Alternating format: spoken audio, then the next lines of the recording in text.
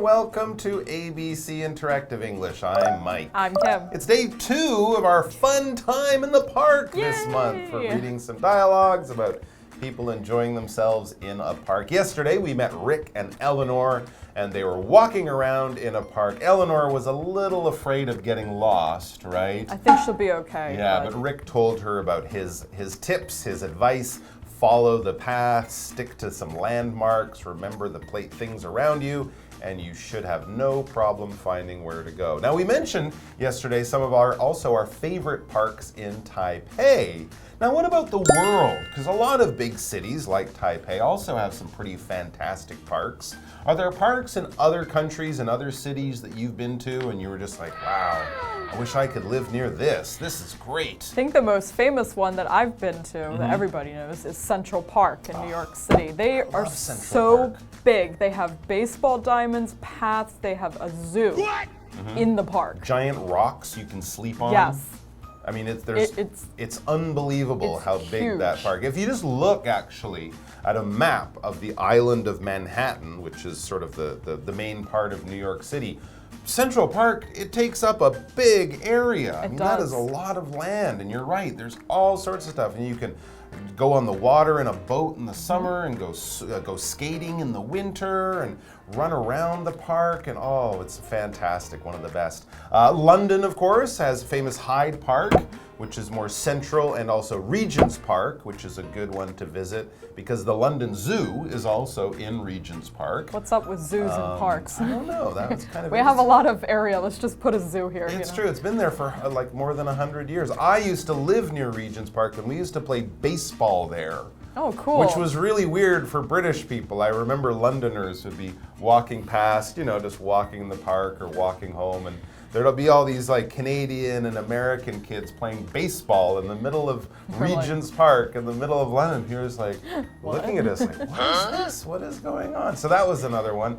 And of course, I also think that Tokyo has some really nice parks. Okay. I mean, a lot of the natural areas of Japan are just so beautiful, right? They've been designed just to make them absolutely lovely. Ueno Park, which is not too far from Harajuku, has a big famous temple in it as well, so a wonderful place to go. Can be a little bit crowded. Yeah, I imagine. But if you go on a weekday or if the weather's not quite so nice, you can find a quiet place in one of the beautiful parks also in central Tokyo. You're surrounded by the biggest city in the world, but here is a natural, peaceful place. Let's check out Spending Time in a Park, Part B.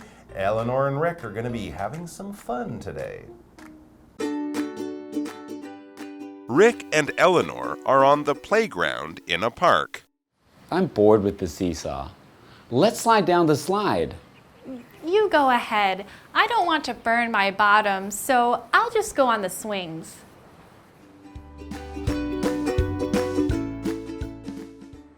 Woohoo! That was fun, but also hot. Now it's time for the jungle gym. Hey, wait up! I'll race you to the top. Okay, get ready to eat my dust.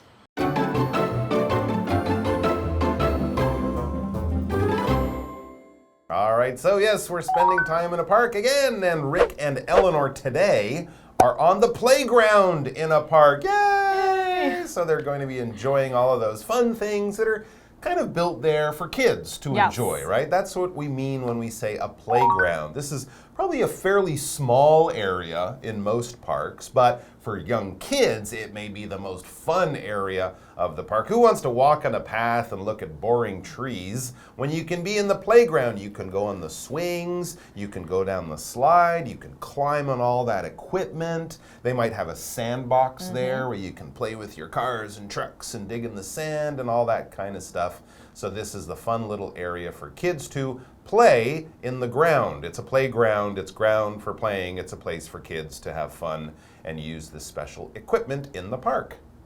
Right. So Rick begins the dialogue. I guess they've had enough of walking on the path and remembering landmarks. Ooh, that's fun. So Rick says, I'm bored with the seesaw. Let's slide down the slide. Wow, they've already used some of this equipment in this playground. He's bored with the seesaw. This is that kind of long board that just goes up and down and one person sits on either side.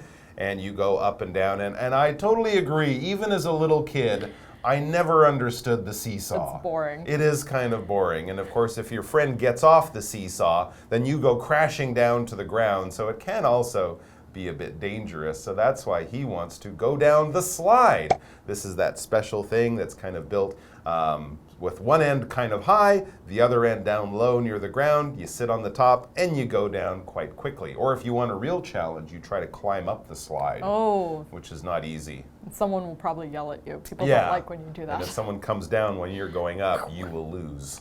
Well, Eleanor says, you go ahead. Okay. I don't want to burn my bottom, so I'll just go on the swings. She said, I don't want to what? I don't Burn my bottom. Burn my bottom. Have you ever been on a hot metal slide in the sun during the summer? Wearing shorts. Your butt's gonna get burned. Oh, I get it. Okay, yeah, it's true. Sometimes the slides are made of metal, or if they're a dark color, like dark blue, they get hot in the summer, and then you're wearing shorts probably, because it's the summer. You sit down, and your bottom, that's kind of like the back of your legs where you sit down. That's what we're talking about. It will get burned. I mean, this is serious. Yes. This could happen, and that's no fun. So that's why she wants to go on the swings, which that was always my favorite thing. Yes, you see how high you can go, and then you jump off, and your parents are like horrified. Exactly. That's always lots of fun. So yes, don't burn your bottom, or if you jump off the swings or on the seesaw, don't hurt your bottom too. Anything talking about our bottom is talking about, as I said, the back of our legs where we sit down. That's our bottom.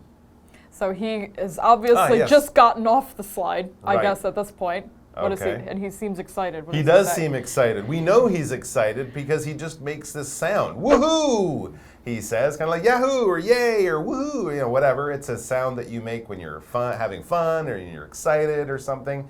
He says, that was fun, but also hot. So maybe he didn't burn his bottom. He cooked it lightly. Browned it a little. But he had fun going down the slide. But you can only go down the slide a few times, right? Yeah. Until it gets a little bit boring.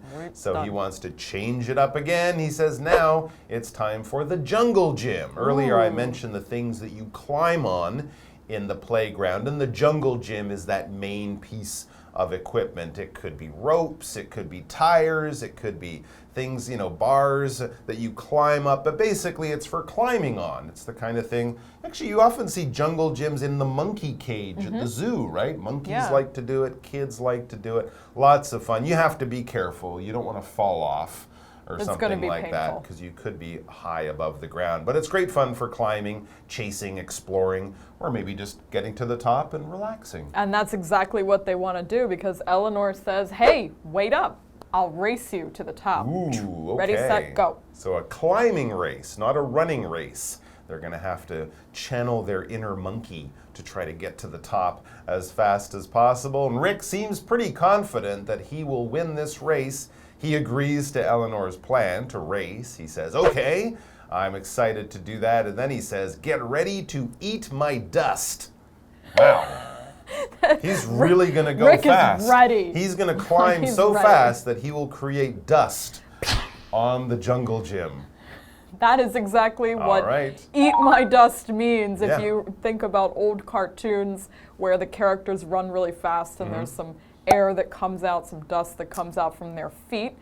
That would be the dust that we're talking about. So eat my dust. Right. You're going to be way behind me. Exactly. Or cars racing, right? The car in the front will have a clear view, but all the cars behind will be, you know, getting the dust that the first car creates. The idea here is it's kind of in your face because you're losing the race and the winner is out the front creating the dust. You're in the back eating the dust or getting it in your face. And this is, of course, is when they're racing. We can use race as a noun like a car race or a horse race or a bicycle race. Or if we're doing that activity, if we're, you know, competing against others and trying to go fast and get to the finish first, we are racing on foot, in a car, climbing, however you're doing it. You could even do other races. You could do an egg and spoon race or something like that. Anything where you're going against the clock and you're trying to be the fastest, you are racing in some kind of way. And we've been racing towards our break. So let's take that break and then we'll be back with the second half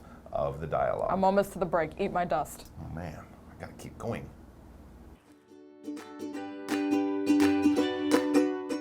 That's not going to happen. How about we make things more interesting? What do you have in mind? The winner gets to bury the loser in the sandbox.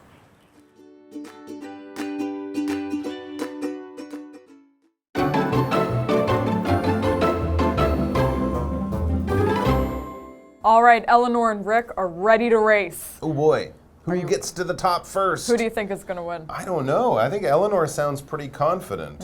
Right? Didn't she? She was the one who told Rick to eat her dust. And guess what else she's going to say? She is so confident, she continues, that's not going to happen. You're not going to win. Oh, okay. So maybe it was Rick who was going to...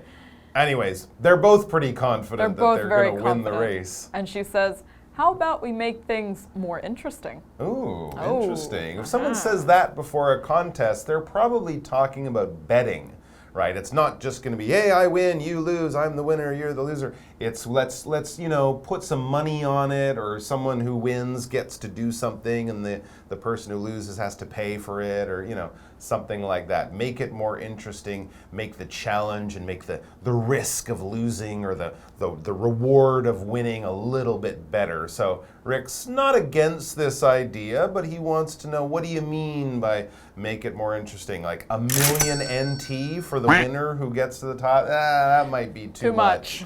So he kind of says, what do you have in mind? What kind of bet are we talking about, basically? Right, so she comes up with, the winner gets to bury the loser in the sandbox. What? The winner? I thought it was like, I'll buy you like a drink. Yeah, can you buy me a coffee? I'll buy you a like, snack that's it. Or lunch or something. The winner gets to bury the loser in the sandbox. That's going to take a long time. I don't think that these are like 2-year-old children. No. So it's going to take a while. Is that forever? You have to stay there. You have to stay there like a dead body gets buried under the ground? Well, in this case, yes, you definitely want to be the winner of this race, because being the loser sounds like a pretty bad deal. The winner is the person who wins. If you win, if you're number one, if you get the gold medal, if you or come out the champion with the trophy and everyone's going, wait a minute, you're number one. You are the winner, the person who wins. Right, so you hope you're the winner, otherwise you're going to get buried. Ooh. So to bury something is just to dig a hole in something, can be the earth, or maybe you bury your 0 test under your clothing. You can do that. You got a 0, so you're trying to hide it. It's Right. when you make a hole in something and put something inside and then cover it. And then cover it, yeah. So yeah, mostly we think about dogs burying bones. Sure, So yeah. the dog digs a hole in the ground, sticks the bone in, covers it, save it for later. Right. You can bury your failing test under your pile of clothes so You your could mom do doesn't that. see it. Right, if you're a pirate with a treasure, you Yes. find an island and you bury your treasure under the sand and cover it up, and so hopefully no one will find it. And in this case, they're not going to be burying treasure or a bone or anything like that. They're going to be burying the loser. But of the probably race. only up to here. I would imagine that's what it is. It's Not totally like covering. like a body, a dead body might be buried. No, it's just burying someone up to their neck in the sand. People do this at the beach, Yes, right? It's kind it of is fun. You can do that. So the loser in this case will be the one who will be there lying under the sand, being buried under the sand. The loser is basically not the winner. All right, if you don't win the race, you are a loser, I guess you could say. I mean, this is kind of a little bit of a strong word. It's kind of mean. If someone wins the second place in the Olympics and comes home with a silver medal, I would never say that person's the loser. No, try not to call people losers. Yeah, it's a bit mean. It's so. not a really nice thing Yeah. to say to someone. It might make them feel bad. And in many cases, if you come second in the Olympics, to me, you're still a winner. You got to the Olympics, you came second in the race, you came home with a silver medal. Definitely not a loser. But technically, yes, if you don't win the race, you are one of the losers. If you're the last person to finish the race, Yes. and everyone finished the race in 20 seconds and you finished the race in 20 minutes, then I might say, yeah, you're the loser. Yeah, that's pretty bad. Yeah. You were 19 minutes and 40 seconds slower than everyone else. Need to who make it finished faster next very time. quickly. But obviously, yes, if you don't win, you lose. So you might be considered a loser. But I would be careful with who I call that, who I use that word for and what situation I would call a person a loser. All right, everyone. Well, I hope someone doesn't lose too badly because getting buried under the sand doesn't sound like fun. But we did have fun with you guys today, so thanks for joining us, and we'll see you soon. Bye-bye. Bye-bye.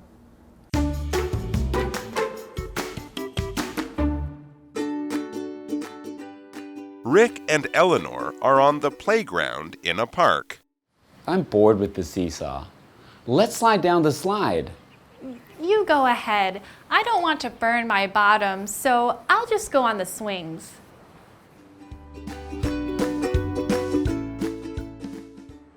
Woohoo! That was fun, but also hot. Now it's time for the jungle gym. Hey, wait up! I'll race you to the top. Okay, get ready to eat my dust. That's not going to happen. How about we make things more interesting? What do you have in mind? The winner gets to bury the loser in the sandbox.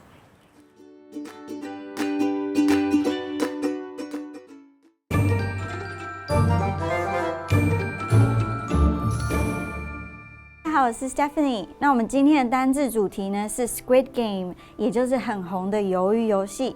看我大显身手，把这4个单字串成一个韩剧内容。第一个呢是 playground， 名词，游戏场。The participants gathered at the playground， 参与者聚集在游戏场上。那第二个呢就是 race， 动词，比赛。In their first game, they raced to the big doll。在他们的第一场比赛中，他们比赛看谁先到达大玩偶那里。那第三个呢，就是 winner， 名词，获胜者。The winner of the game will get a cash prize of 45.6 billion won。获胜者将获得价值456亿韩元的奖金。最后一个呢，游戏里面有赢就会有输嘛。Loser， 名词，输家。The losers, on the other hand, are killed。另一方面呢，输家在比赛中死去。那我们今天的第一个文法重点呢是 go ahead， 去吧，请便。go ahead 可以单用，有请便，去吧，你先请的意思，端看你使用的情境。像是搭电梯的时候，如果你想要礼让其他人先出电梯，就可以说 go ahead。那第二个重点呢是 wait up， 等一下。wait up 同样也是可以单用的口语用法哦。它是等一下、等一等的意思。Rachel, wait up! I want to walk to 7-Eleven together. Rachel, 等我一下，我们一起走去 7-Eleven。那最后一个重点呢，就是 somebody has something in mind。某人想到、考虑到某件事情。Carol had a price in mind before making an offer on the house. Carol 在买房子之前就考虑到价钱了。Mind它是想法、念头的意思。那我们今天的讲解就到这里 ，See you。The Stone Sculpture Museum is located inside the Hualien County Cultural Affairs Bureau Park. It was founded in 2001. There are several exhibition areas. Outdoors, there are large stone sculpture pieces for visitors to see. Come to the Stone Sculpture Museum and enjoy the beauty of stone arts in Hualien.